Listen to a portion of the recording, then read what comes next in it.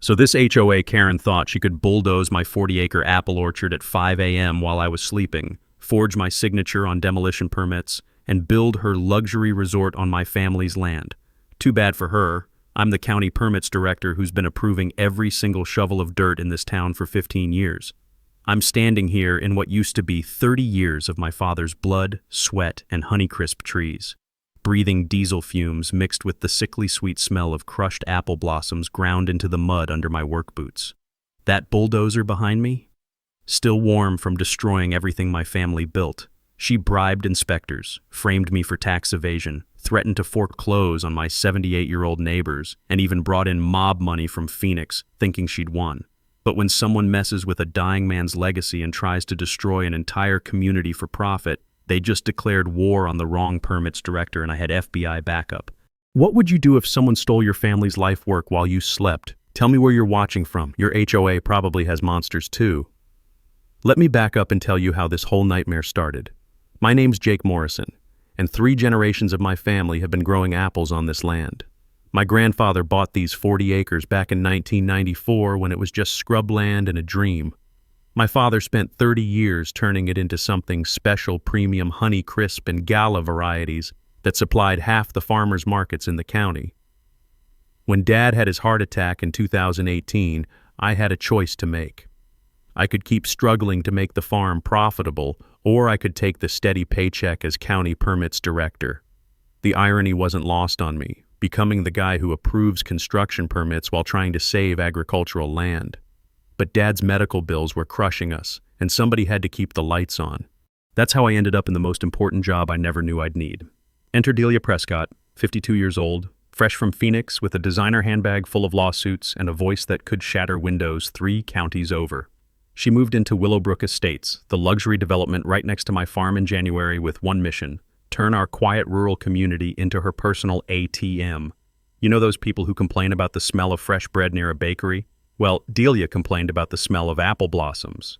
In spring, on a farm. That had been there for 30 years before she showed up. Within her first month, Delia filed 47 HOA violations against various neighbors. The sound of her designer heels clicking across courthouse marble became the soundtrack of our nightmares. She'd show up to every meeting with this leather portfolio thick as a phone book, taking photos with an expensive camera like she was documenting war crimes instead of my 30-year-old tractor. But here's where it got personal.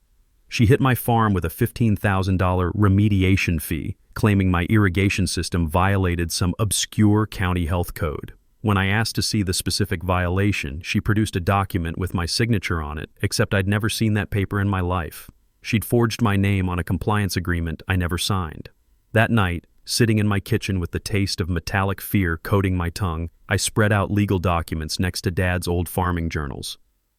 The coffee went cold as I read through page after page of bureaucratic nightmare, trying to understand how someone could just steal your signature and make it legal. Luckily, I had allies. Carmen, my deputy clerk at the permits office, had worked county government for 20 years and could smell bureaucratic bullshit from 3 zip codes away. And Big Mike, the local contractor who'd helped Dad build our barn, had already started getting pressure from Delia to overcharge neighbors for required improvements. See, Delia had a pattern. My lawyer cousin Tony did some digging through court records and found she'd pulled the same scheme in Phoenix, Tucson, and Flagstaff. Target small landowners, overwhelm them with legal fees, then swoop in with lowball buyout offers when they couldn't afford to fight anymore.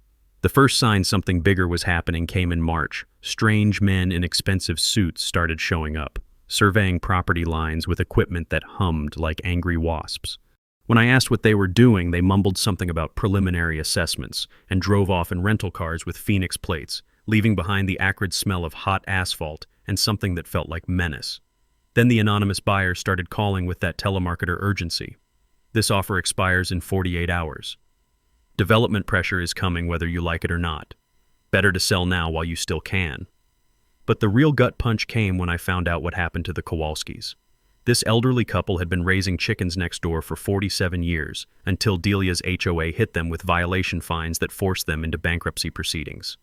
47 years of building a life, wiped out by someone who'd lived here for 3 months. That's when I realized this wasn't just about my farm. This was about the entire soul of our community. Delia wasn't just some difficult neighbor. She was running a systematic campaign to steal everything our families had built. The question was, what was I prepared to do about it? Let me back up and tell you how this whole nightmare started. My name's Jake Morrison, and 3 generations of my family have been growing apples on this land. My grandfather bought these 40 acres back in 1994 when it was just scrubland and a dream. My father spent 30 years turning it into something special premium Honeycrisp and Gala varieties that supplied half the farmers markets in the county. When Dad had his heart attack in 2018, I had a choice to make. I could keep struggling to make the farm profitable, or I could take the steady paycheck as county permits director. The irony wasn't lost on me, becoming the guy who approves construction permits while trying to save agricultural land. But Dad's medical bills were crushing us, and somebody had to keep the lights on. That's how I ended up in the most important job I never knew I'd need. Enter Delia Prescott, 52 years old, fresh from Phoenix with a designer handbag full of lawsuits and a voice that could shatter windows 3 counties over. She moved into Willowbrook Estates, the luxury development right next to my farm, in January with one mission: turn our quiet rural community into her personal ATM. You know those people who complain about the smell of fresh bread near a bakery? Well, Delia complained about the smell of apple blossoms in spring on a farm. That had been there for 30 years before she showed up. Within her first month, Delia filed 47 HOA violations against various neighbors. The sound of her designer heels clicking across courthouse marble became the soundtrack of our nightmares.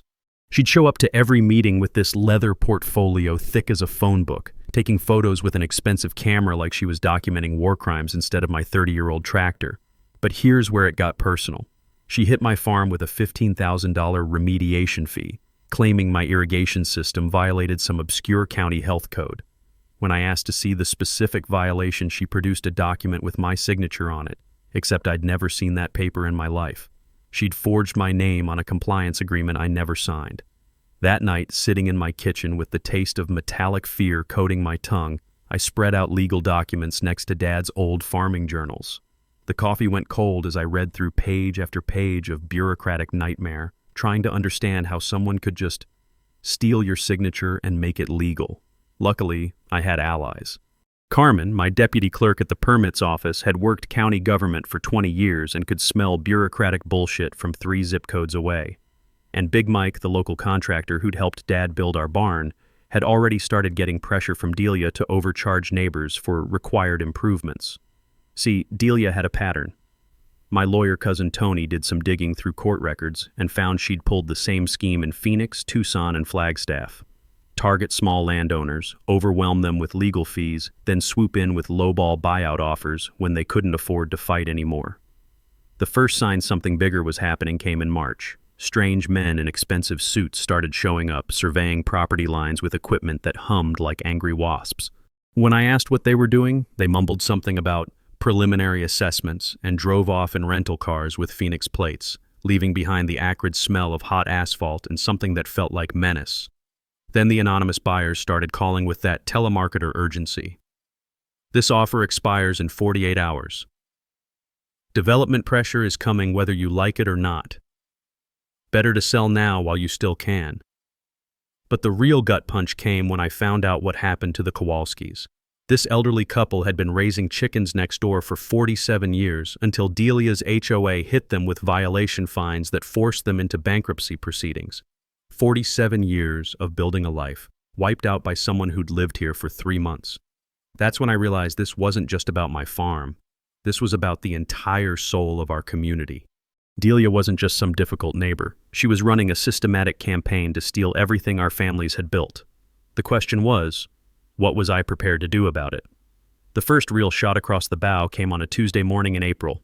I was in my kitchen, drinking coffee that actually tasted good for once, when I heard heavy footsteps on my front porch, the kind of footsteps that announce bad news before the person even opens their mouth. A process server stood there at 6 a.m. sharp holding a manila envelope thick enough to choke a horse. Jake Morrison, you've been served. Delia was suing me for violating residential zoning laws. According to her lawsuit, my farm was illegally operating on land that had been zoned residential only since 1987. She'd somehow produced an original county zoning map that showed my 40 acres as part of a planned housing development that never existed. The legal document was a masterpiece of bureaucratic terrorism. 43 pages of whereas this and therefore that, demanding immediate cessation of all agricultural activities, plus damages for diminished property values in the amount of $250,000. Her Phoenix law firm, the kind that advertises on billboards with taglines like "We don't get paid unless you do," had filed for an emergency injunction. They wanted a judge to shut down my farm within 30 days, because apparently nothing says emergency like apple trees that have been growing peacefully for 30 years. But here's the thing about being the county permits director. You learn to read the fine print. And Delia's fine print had more holes than my irrigation system after a particularly ambitious gopher family moved in. I spent the next 3 days buried in the courthouse basement, breathing in that musty smell of old paper and forgotten dreams, pulling every zoning record from 1987 to present. Carmen helped me cross-reference section numbers while Big Mike brought us coffee that tasted like it had been filtered through a dirty sock, but we needed the caffeine. The fluorescent lights buzzed overhead like dying insects as we spread documents across metal tables, creating a paper trail timeline that would make a detective proud. What we found was beautiful in its simplicity. My farm had been grandfathered agricultural in 1994 when the county updated zoning codes. The documentation was rock-solid original surveyor signatures, county commissioner approvals, even environmental impact assessments. Everything legal and binding. But more importantly, Delia's evidence was completely fabricated. Her zoning map used section numbers that didn't exist until 2003. The county seal was wrong, missing the small eagle that had been added in 1995. And the surveyor who supposedly signed it? He'd died in 1986, a full year before the map was allegedly created. Grandfathering laws protect pre-existing land use forever, even when surrounding zoning changes. Always verify historical records through official county archives, not copies provided by opposing parties. Tony, my lawyer cousin, nearly choked on his beer when I showed him the evidence. Jake, she didn't just lie to the court, she forged government documents. That's a federal crime. But the mini twist came when Tony did some deeper digging into Delia's legal history. She'd filed identical lawsuits in Phoenix, same language, same fake zoning maps, same emergency injunction requests, 3 times, against elderly farmers who couldn't afford to fight back. Her pattern was surgical. Target property owners over 65, file complex lawsuits with expensive legal teams, then offer settlement buyouts at 30 cents on the dollar when the legal bills started mounting. In Phoenix, she'd acquired 4 farms this way, demolished them, and built strip malls. I remember standing in my apple orchard that evening, watching the sunset paint the trees gold, realizing I wasn't just fighting for my land. I was fighting for every small landowner who'd been bulldozed by someone with deeper pockets and fewer morals. The sound of my printer running for 2 straight hours became the soundtrack of my counterattack. I filed a 47-page response that included every forged document, every legal precedent, and every piece of evidence showing Delia's systematic fraud. But I didn't stop there. Using my access to the county permits database, I pulled every construction permit for Willowbrook Estates. Turns out Delia's own property had 17 code violations, unpermitted deck additions, illegal septic modifications, and structures built 3 feet into the county setback zone. The irony was delicious. She was demanding I follow zoning laws while flagrantly violating them herself. I filed a countersuit for frivolous litigation, harassment, and fraud. But the real weapon was simpler. I scheduled a routine code enforcement inspection of her property for the following Monday. Carmen handed me the inspection orders with a grin that could have powered the county building for a week. Sometimes the best defense is a good offense, boss. That weekend, I sat on my porch listening to the spring breeze rustle through apple blossoms, knowing I'd just escalated this fight to a whole new level. Delia wanted to play legal hardball with forged documents and emergency injunctions? Game on. But I had a feeling she was just getting started. And honestly, so was I. Delia's response to my countersuit was swift and vicious. If I thought forged zoning maps were bad, I was about to learn what real corruption looked like when someone has a Rolodex full of bought officials and 0 moral boundaries. On a foggy Thursday morning in May, 3 men in official-looking uniforms showed up at my farm claiming to be state agricultural inspectors. They had clipboards, badges, and that bureaucratic arrogance that makes honest people feel guilty for breathing. The lead inspector, a thin man with a mustache that belonged in a 1970s adult film, informed me that my apple trees were diseased and posed a significant environmental threat. "We're going to need you to remove all infected vegetation within 14 days, he said, pointing at trees that had never looked healthier. State emergency powers, no appeals. The whole thing smelled fishier than the Kowalski's chicken coop during an August heat wave. I mean, these trees were so healthy they practically glowed, but apparently they were agricultural typhoid Mary, according to Inspector Pornstash. I asked to see their credentials. The badges looked official enough, but the lamination was bubbling at the edges like a fake ID made in someone's basement. When I called the state agriculture department, they'd never heard of any of these guys. Turns out their inspection van was a budget rental from Phoenix with magnetic door signs that probably cost $30 on Amazon. But Delia wasn't done playing dress-up government. The next week, our actual county health inspector, a nervous guy named Phillips who sweated through his shirt even in air conditioning, showed up with a condemnation notice for my irrigation system. The acrid smell of his cheap cologne mixed with fear sweat as he claimed my system violated groundwater contamination protocols I'd never heard of. Here's where having security cameras hidden in birdhouses pays off better than a winning lottery ticket.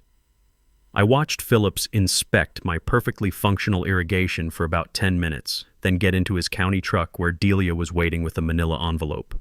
Through my telephoto lens, I could see her counting out what looked like crisp hundreds while Phillips signed documents on his dashboard.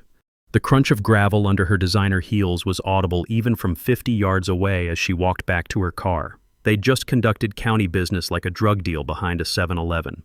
Always verify inspector credentials through official state databases before allowing property access. Real inspectors carry official photo ID with direct agency contact information, not just badges that could be ordered online. While I was collecting evidence of Delia's amateur theater troupe, Carmen was doing real detective work at the courthouse. She discovered that 3 of our 5 county commissioners had taken educational conferences to Las Vegas, airfare, hotels, and entertainment, all paid by Desert Development Consulting, which shared an address with Delia's Phoenix law firm. Those 3 commissioners had voted identically on every development issue for the past 6 months, like synchronized swimmers of corruption. The mini twist came when Big Mike brought me something that made my blood run cold. Delia hadn't just approached him about overcharging neighbors. She'd shown him architectural plans for a 200-room resort spanning my farm and 3 adjacent properties. "Jake," Mike said, his calloused hands trembling slightly as he spread the blueprints on my kitchen table. "She's not trying to buy your land. She's planning to take it through eminent domain. The resort is already designed. The plans were dated 6 months before she'd even moved to town. This wasn't opportunistic harassment. It was a premeditated land grab with federal implications." That night, listening to the recordings of Phillips taking his bribe, the digital player's red light pulsing like a heartbeat in my dark kitchen, I realized I wasn't just fighting a corrupt HOA president. I was fighting organized crime with a development permit. But the personal stakes escalated when Delia filed an ethics complaint claiming I was abusing my permits position to protect my own property. My phone started buzzing at 5 a.m. with calls from panicked commissioners asking if I was really corrupt. 7 years of honest service, destroyed by someone who'd been in town for 4 months. The local newspaper, apparently another victim of Delia's checkbook diplomacy, ran an editorial questioning whether county employees should own businesses in their jurisdiction. The metallic taste of professional assassination was sharp on my tongue as I read my character being murdered in print. But while Delia was playing political theater, I was building something beautiful, a federal case. Agent Sarah Morrison from FBI Financial Crimes was very interested in my evidence. "Mr. Morrison, you're documenting organized racketeering. This isn't local corruption, this is RICO territory." That weekend, walking through morning mist that made my orchard look like something from a fairy tale, I realized Delia had made one crucial mistake. She'd escalated a property dispute into a federal crime, and I had it all on tape. Just when I thought Delia couldn't sink any lower, she decided to go nuclear. And by nuclear, I mean she tried to frame me for tax evasion while simultaneously destroying my financial life with the precision of a financial serial killer. It started with a phone call on a Monday morning that made my coffee taste like liquid anxiety. An IRS agent named Thompson informed me that they'd received an anonymous tip about unreported income from my permits position. Apparently, I'd been taking kickbacks from contractors in exchange for expedited approvals. "We'll need to freeze your business and personal accounts pending investigation," Thompson said in that dead, bureaucratic tone that crushes souls for a living. "Standard procedure." The anonymous tip came with supporting evidence, bank deposit records, fake invoices, even doctored photos of me supposedly accepting cash payments in county parking lots. The quality was professional enough to fool someone who didn't know I haven't accepted cash for anything since 1995, when I realized handling dirty money makes my hands smell like other people's problems. Within 24 hours, I couldn't access my farm's operating account, my personal savings, or even my checking account. Try explaining to your harvest crew that you can't pay them because the government thinks you're a criminal, based on evidence manufactured by someone whose idea of agricultural expertise comes from watching Food Network. The taste of financial terror is surprisingly specific, like copper pennies mixed with stomach acid and the bitter aftertaste of complete helplessness. Meanwhile, Delia's media campaign went into overdrive. The local newspaper suddenly became the Corruption Chronicle, running stories about endemic graft in county government with suspiciously detailed information about my alleged crimes. The weekly radio talk show started fielding calls from concerned citizens, who all seemed to have identical talking points and suspiciously similar phone numbers. You know you're dealing with a professional when their character assassination comes with coordinated messaging and focus-grouped sound bites. But here's where being a permits director for 7 years pays off in unexpected ways. I knew every contractor, every inspector, every official who'd worked with me. And Carmen had kept meticulous records with the obsessive attention to detail of someone who'd watched too many crime documentaries. When the IRS started interviewing contractors about alleged kickbacks, something beautiful happened. Every single one told the truth, that I'd been scrupulously honest, sometimes annoyingly so, annoyingly. Big Mike actually laughed when they asked if I'd ever taken bribes. Jake Morrison? That man makes Boy Scouts look morally flexible. He once made me redo a permit application because my signature was in blue ink instead of black. The mini twist came when I was reviewing Delia's latest permit application for what she called a pool house renovation. The sharp scent of her expensive perfume still lingered on the documents. She'd hand-delivered them personally, probably to gloat. The application referenced property boundaries that didn't match county records. Her lot appeared to be 2 acres larger than what she actually owned. I pulled up the original survey, then cross-referenced it with current GIS mapping, the computer screen's blue glow reflecting off my increasingly hollow cheeks. The discrepancy was staggering. She'd been claiming ownership of 2 acres of county wetland preserve-protected environmental land that couldn't be developed under federal law. She wasn't just lying about property boundaries. She was claiming to own land that belonged to the American people. Property surveys must match deed descriptions exactly. Any discrepancies void ownership claims and can trigger federal environmental violations. Always verify property boundaries through official county GIS systems, not owner-provided documents. While I was discovering Delia's land grab, the community was buckling under her accelerated harassment campaign. The Kowalskis received a foreclosure notice after 47 years in their home. Widow Martinez got cited for unauthorized vegetable cultivation in her own backyard. Apparently, tomatoes are now weapons of mass property devaluation. Every elderly neighbor was getting hit with HOA fines designed to force them out. The smell of fear was becoming as common in our neighborhood as the scent of apple blossoms. But the personal cost was mounting like interest on a payday loan. My daughter called from college, her voice tight with tears, upset about social media posts claiming her father was a corrupt government official. My elderly mother was afraid to answer her phone after receiving threatening calls about her criminal son. The breaking point came when I realized the scope of Delia's plan. She wasn't just targeting my farm, she was systematically destroying the entire rural character of our community. The wetland she was claiming, that was going to be the golf course for her resort.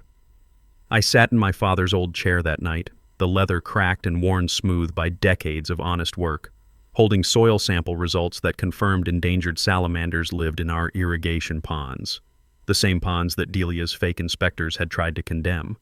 The irony was perfect. She was trying to destroy protected habitat to build her monument to greed. That's when I stopped playing defense and started playing offense. Time to show Delia what happens when you declare war on someone who controls the permits for your entire criminal enterprise. The smoking gun came in the most ironic way possible. Delia needed my approval for her resort permits, which meant every document had to cross my desk. And that's when I discovered she'd made the kind of mistake that only happens when criminals get too confident in their own cleverness. Hidden in the 73rd page of her environmental impact assessment was a clause that made my blood run cold, the paper feeling suddenly heavy in my hands like it was made of lead instead of fiber. Her original HOA purchase agreement contained a provision I'd never seen before. Development rights contingent upon cessation of agricultural use within designated impact zone. She hadn't bought an HOA presidency. She'd bought a demolition contract. Delia had specifically targeted Willowbrook Estates because my farm was the keystone property. Remove agriculture from the area, and suddenly zoning restrictions that protected rural character would disappear. It was like pulling one card from a house of cards, except the cards were people's lives and the house was our entire community. The financial web was even more sinister. Using Secretary of State business records, I traced the shell company ownership through a maze that would make a tax attorney weep with admiration. Willowbrook Resort LLC, owned by Phoenix Development Partners, owned by Desert Sun Holdings, owned by Southwestern Investment Group. All roads led back to Delia, but with a twist that made my stomach churn. She owed $3.2 million to investors who weren't exactly the type to send polite reminder letters about late payments. The resort wasn't her dream project.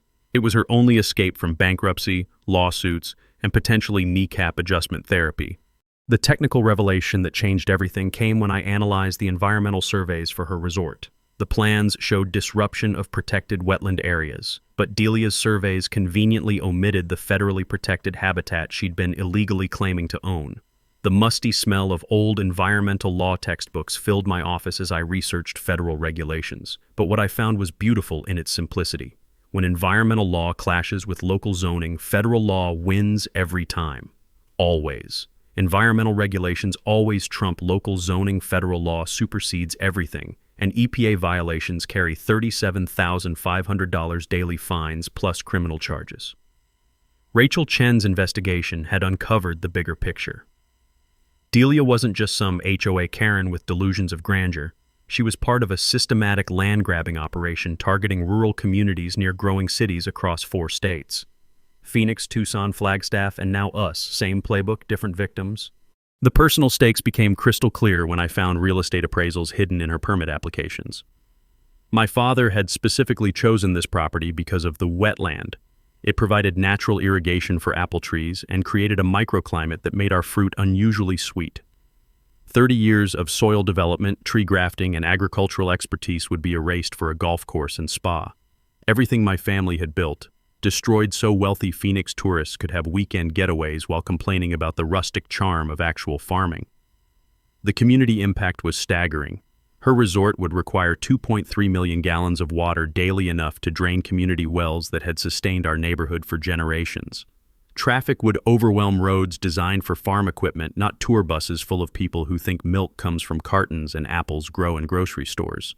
As I sat in my permits office that evening, Dad's photo watching over my shoulder with that knowing smile he'd worn when teaching me to graft apple trees, I realized something that made me grin for the first time in weeks. Delia had handed me the weapon to destroy her entire operation. As permits director, I could demand environmental compliance before any construction began. My office had the power to order stop work for any federal violations. And thanks to her arrogance in filing fraudulent applications, I had documentation of every environmental crime she'd planned. She thought she was playing chess while I was playing checkers. Turns out I'd been playing chess all along. I just hadn't realized I was holding all the important pieces. Time to make my move. Once I realized I was holding a royal flush in a game where Delia thought she was the only one who knew the rules, it was time to assemble my team. And by team, I mean a collection of people who were as tired of her bullshit as I was, but with skills that made us dangerous. First up was Tony, my lawyer cousin, who'd been coordinating with the FBI Financial Crimes Unit like he was running a legal fantasy football league. Agent Sarah Morrison had been building a federal case against Delia's Phoenix operation for months, but they needed someone with local evidence and credibility to make it stick. Lucky for them, they had a permits director with a security camera fetish and a deputy clerk who collected documentation like some people collect baseball cards. Carmen became our intelligence coordinator, using her 20 years of courthouse experience to create what we lovingly called the paper trail of doom. Every forged document, Every fraudulent permit application, every bribed signature went into expanding file folders that were starting to look like evidence for a federal RICO case, which, as it turned out, was exactly what they were. FOIA requests can expose any government official's communications and financial dealings. Always submit requests in writing with specific date ranges and document types. Broad requests get denied. Specific ones reveal corruption. Big Mike took on the role of undercover contractor, agreeing to wear a wire during his next meeting with Delia about overcharging neighbors. The man had nerves of steel and the acting ability of someone who'd been dealing with difficult customers for 30 years. Plus, he genuinely enjoyed the idea of nailing someone who'd been trying to destroy his community. Rachel Chen, our investigative journalist, was preparing the expose that would run the day before the town council meeting where Delia planned to ram through her resort permits. She'd uncovered Delia's pattern across 3 other states and was coordinating with news outlets that had been following similar corruption stories. The media strategy was beautiful in its simplicity. Rachel's story would drop at noon on October 14th, just as the FBI was executing arrest warrants. Local TV agreed to cover the town council meeting live, and social media campaigns using hashtag #WillowbrookFraud were already gaining traction among people who dealt with similar HOA nightmares. But the technical preparation was where my permits director experience really paid off. I spent nights that smelled like stale coffee and determination, working overtime to document every permit irregularity in the county database. The sound of my printer running until 2 a.m. became a familiar lullaby as I created visual timelines with photos, documents, and recordings that would make a prosecutor weep tears of joy. I created overlay maps showing actual property boundaries versus Delia's fraudulent claims, with the protected wetland highlighted in bright red like a stop sign that she'd been ignoring for months. Every environmental violation was documented with GPS coordinates and photographic evidence that would hold up in federal court. The financial investigation results were even more damning than we'd hoped. Delia's Phoenix investors turned out to be shell companies for mob-connected developers who'd been using casino money laundering operations in Vegas. The FBI Financial Crimes Unit was now treating this as a full RICO case with organized racketeering implications. Banking records can be subpoenaed in fraud investigations. Always keep detailed financial records with timestamps and witnesses to protect yourself from false accusations. While I was building the legal case that would destroy Delia's operation, environmental testing confirmed what my father had always known. The protected wetland extended under the farm property, supporting an ecosystem that included endangered salamander species in our irrigation ponds. Federal habitat protection laws meant that any disruption would trigger not just fines, but criminal environmental charges. I remember kneeling by one of those ponds on a misty morning, holding a tiny salamander in my palm that was smaller than my thumb but carried more legal protection than most corporate executives. The irony was perfect, this little creature that Dad had been protecting without even knowing it was going to help save our entire community. The timing was crucial and required coordination that would make a military operation proud. Town council meetings scheduled for October 15th during peak harvest season. FBI arrests coordinating for October 14th at 6 a.m. Rachel's expose publishing at noon. My environmental complaint filing at close of business October 13th. The final community organizing meeting was held in the school gymnasium, packed with neighbors who'd suffered months of Delia's harassment. Red, white, and blue Save Our Farm signs filled the room while people shared stories of HOA violations, threatening letters, and financial pressure that had nearly broken some families. Carmen stood up and announced our strategy with the confidence of someone who'd been planning this moment for months. Sometimes the best defense is a good offense, and we're about to go on the offensive like Sherman marching to the sea. The applause echoing off those gymnasium walls sounded like freedom. Delia wanted to play hardball with forged documents and federal crimes. Game on. But she'd just picked a fight with people who understood that sometimes protecting home means going to war. Delia's response to discovering my investigation was like watching a cornered animal with a law degree and zero moral boundaries. She'd gotten wind of my FBI coordination through one of her bought county commissioners, and her retaliation was swift, vicious, and incredibly stupid. At 5 a.m. on a Tuesday that started with the acrid smell of diesel exhaust and the sound of hydraulic machinery, I woke up to find a construction crew accidentally destroying my farm's irrigation system. They claimed emergency utility work for contamination concerns, but their excavator was systematically severing every water line that fed my apple trees. The foreman, a sweaty guy with Phoenix plates on his truck and the moral flexibility of a used car salesman, handed me a work order that had my signature on it. Except I'd never signed authorization to destroy my own water supply. And the document was dated for next week. Apparently Delia's forgery department needed better quality control. I called the sheriff while filming everything on my phone, but the real beauty was that my security cameras captured the entire sabotage operation in high definition. These weren't utility workers. They were demolition specialists trying to kill my trees before harvest season. But here's where having emergency permit powers comes in handy. Within 6 hours, I'd issued emergency restoration orders that required immediate water service restoration, bypassed standard inspection delays, and authorized overtime work at county expense.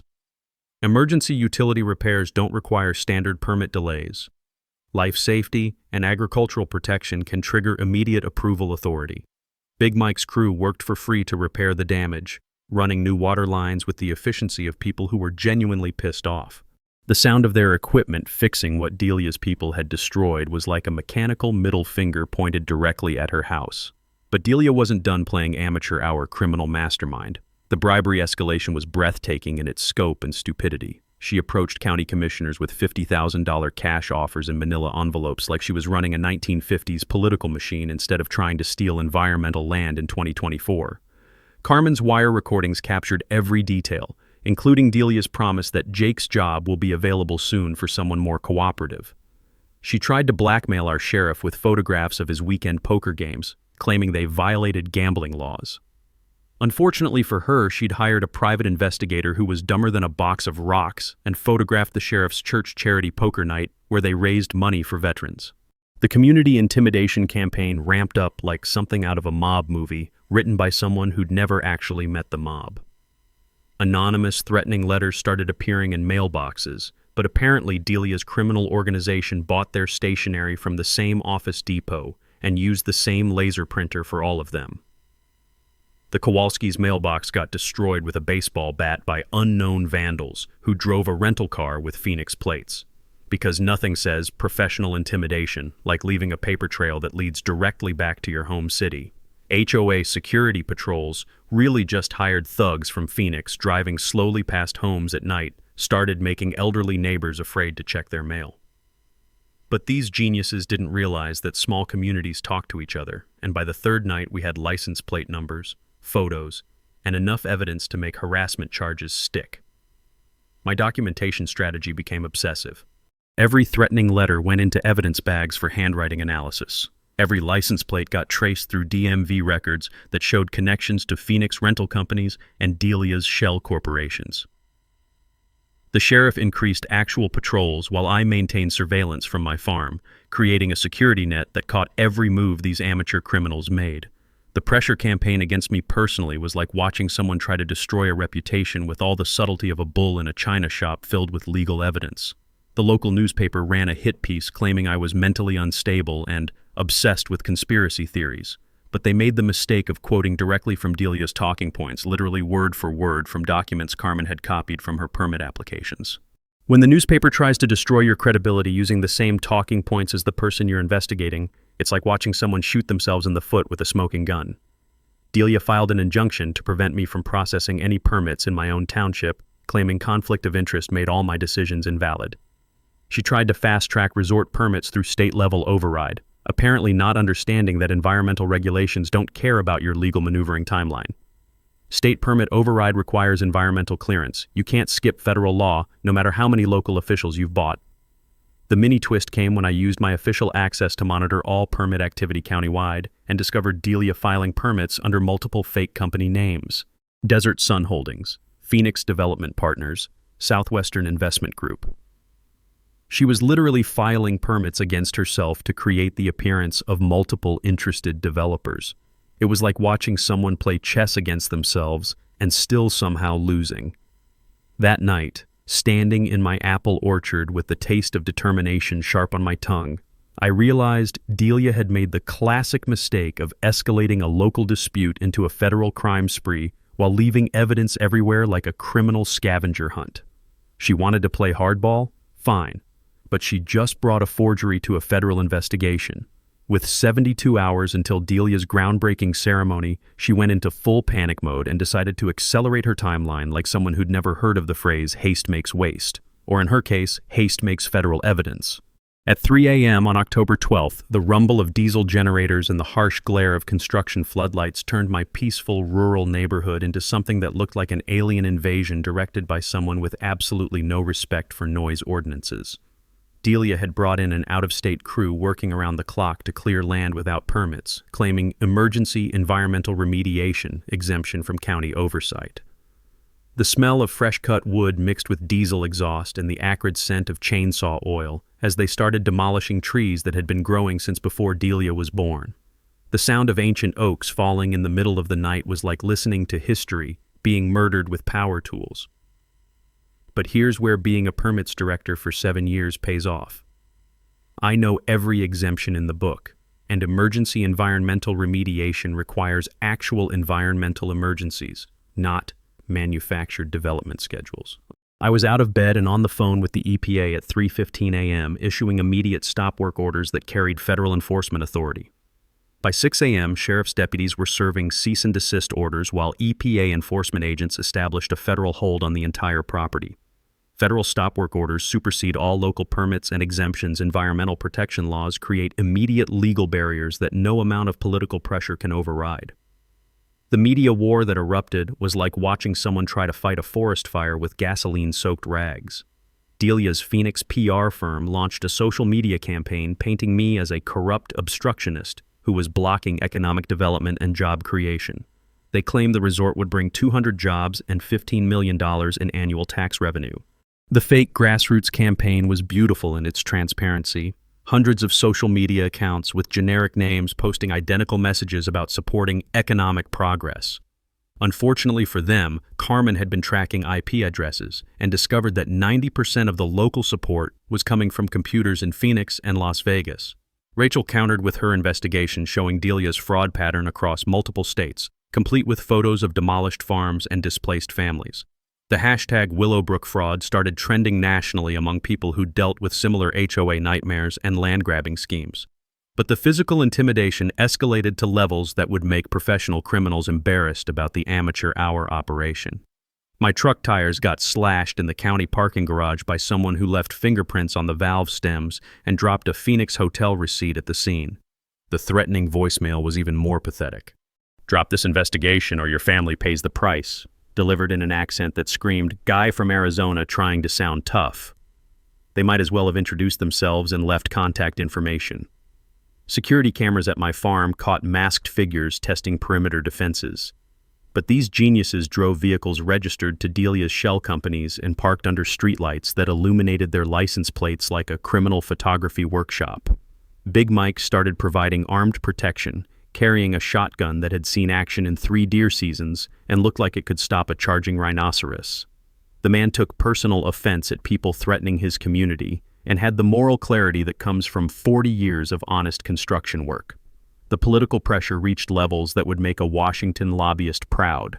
County commissioners received anonymous complaints about my abuse of power, but the complaints were typed on letterhead from Delia's Phoenix law firm, with the letterhead badly photocopied out.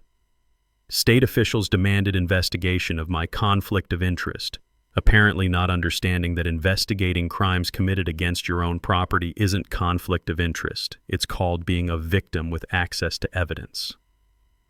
Tony worked overtime filing appeals and injunctions that protected my position, while federal investigators built their case. The sound of his printer running until dawn became a familiar counterpoint to the diesel generators that Delia's crew kept running, despite the stop work orders. The mini twist came when I discovered that Delia's construction crew included convicted felons from Phoenix using equipment reported stolen from Arizona construction sites. Environmental testing revealed they'd been illegally dumping contaminated soil from previous projects, turning her resort site into a toxic waste dump. Construction with stolen equipment and contaminated materials violates federal racketeering laws. Always verify contractor credentials and equipment ownership before allowing work on your property. Federal investigation intensified like watching a slow-motion avalanche of justice. FBI Financial Crimes established surveillance posts around the resort site. EPA enforcement opened criminal investigations for wetland destruction. IRS agents raided Delia's Phoenix offices and froze additional accounts across 3 states. I became a protected federal witness with Marshal Service security, which meant professional protection instead of relying on Big Mike's deer hunting skills, though honestly his intimidation factor was probably higher than most federal agents. Standing in my orchard that final night before the ceremony, breathing air that still carried the scent of apple blossoms despite the construction chaos, I realized Delia had transformed a property dispute into a federal crime spree with enough evidence to fill a small library. Tomorrow would be her moment of triumph, or her complete destruction. Either way, I'd be there with cameras rolling. October 14th dawned crisp and clear, the kind of morning that makes you believe in justice and the possibility that sometimes the good guys actually win. The groundbreaking ceremony was scheduled for 10 a.m. at the resort construction site, with state politicians, local media, and invited investors all gathered to watch Delia's moment of triumph. The irony was delicious. She'd chosen the exact spot where my father used to sit and plan his apple orchards, now converted into a stage for her own destruction. Rachel's expose had dropped at 9:30 a.m. across multiple news outlets with headlines that must have made Delia's morning coffee taste like liquid regret. HOA President's multi-state fraud ring exposed, and Phoenix crime family's rural land grab scheme uncovered. Social media exploded with hashtag Willowbrook fraud trending nationally as people shared their own HOA horror stories. By the time the ceremony started, the crowd included more FBI agents in plain clothes than actual supporters, though Delia didn't seem to notice the subtle shift in energy. She stood at the podium in a designer suit that probably cost more than most people's monthly mortgage, holding a golden shovel like she was about to dig her own grave, which, metaphorically speaking, she was.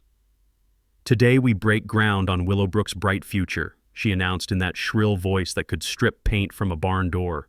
"We've overcome corrupt local officials and environmental extremists to bring jobs, prosperity, and modern development to this community." The crowd murmured politely while federal agents positioned themselves throughout the audience like pieces on a chessboard. I stood near the back, wearing the wire that would capture her final, incriminating statements, feeling surprisingly calm for someone about to watch a woman destroy herself with her own words. During the Q&A session, I stepped forward with a manila folder thick enough to use as a weapon. "I have a question about your permits, Miss Prescott." The color drained from her face like someone had pulled a plug, but she maintained that artificial smile that politicians practice in mirrors. "Of course, Mr. Morrison. Though I'm surprised you're here, given your obvious bias." "These permit applications contain 47 false statements," I said, projecting my voice so the news cameras could catch every word, "including claims to own 2 acres of federally protected wetland." I pulled out the overlay map showing actual property boundaries versus her fraudulent claims, displaying them on the portable screen that Rachel had helpfully provided. The crowd's murmur shifted to genuine interest as they saw the undeniable evidence of fraud. "You've filed permits under 6 different company names, all leading back to your Phoenix operation. You've forged county documents, bribed local officials, and violated federal environmental protection laws." Delia's mask finally slipped completely. "This is harassment by a corrupt county employee who's fabricating evidence to protect his failed farm." But I was just getting warmed up. "You don't own this land, Miss Prescott. According to actual county records, your property ends 50 feet from where we're standing. Everything else belongs to the people of this county as protected environmental preserve. Always verify property boundaries through official county records, not owner-provided documents. Fraudulent boundary claims can trigger federal environmental violations." The mini-twist moment came when Delia produced the bribed inspector's report claiming environmental clearance, waving it like a shield against reality. "We have all required federal approvals." That's when FBI agent Morrison stepped forward, badge gleaming in the morning sunlight. "Delia Prescott, you're under arrest for mail fraud, wire fraud, environmental crimes, money laundering, and racketeering conspiracy." The sound of handcuffs clicking shut was audible even over the camera shutters and crowd noise. Multiple arrests followed as her Phoenix associates were taken into custody, their expensive suits looking increasingly rumpled as reality set in. But Delia wasn't done performing. As they led her away, she screamed about government conspiracy and corrupt officials protecting their friends, apparently not understanding that accusing the FBI of corruption while being arrested for corruption isn't a winning legal strategy.